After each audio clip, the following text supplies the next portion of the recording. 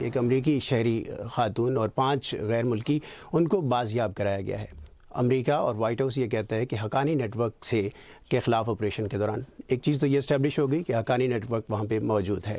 کیا کہیں گے؟ یہ اس بات کا ثبوت ہے کہ پاکستان اور امریکہ اگر تعاون کریں تو ہم دہشت گردی کے خلاف کس قدر کامیابیاں حاصل کر سکتے ہیں۔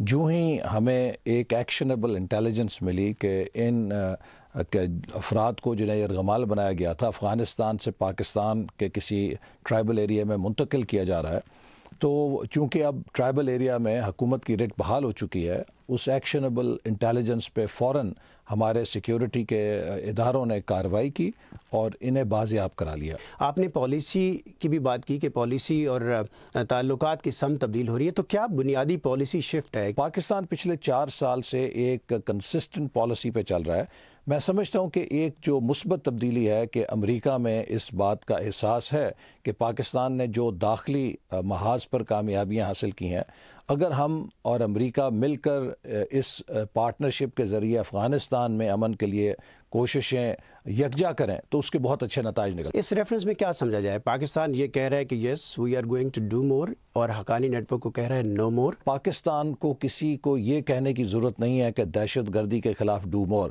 Pakistan has done more than it share and is doing more, because یہ ہم جنگ کسی کی خوشی کے لیے نہیں لڑ رہے، ہم پاکستان کو امن کا مرکز بنانا چاہتے ہیں، چونکہ پاکستان میں امن کے بغیر ہمارے اقتصادی خواب پورے نہیں ہو سکتے۔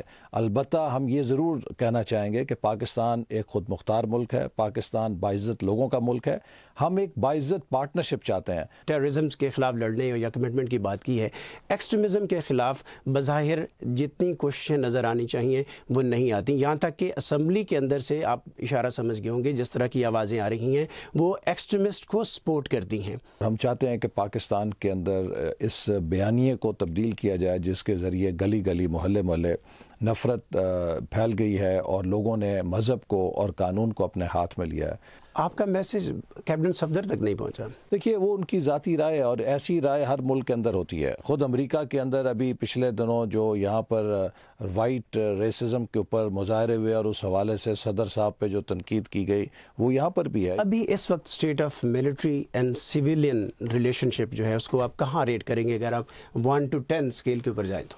دیکھیے، civil military fault line Pakistan کی ایک بہت بڑی ولنریبلٹی ہے۔ میں سمجھتا ہوں کہ عسکری قیادت اور سیاسی قیادت میں یہ بہت گہرا احساس موجود ہے کہ ہمارے مخالف چاہیں گے کہ اس فالٹ لائن پر پریشر ڈالا جائے، اس میں کریکس لائے جائیں، لیکن اس وقت نیشنل سیکیورٹی کمیٹی کے ذریعے ہم مسلسل کوشش کر رہے ہیں کہ تمام قومی امور کے اوپر یکجا ہو کر ملک کی جو رسپانس ہے اسے مرتب کیا جائے۔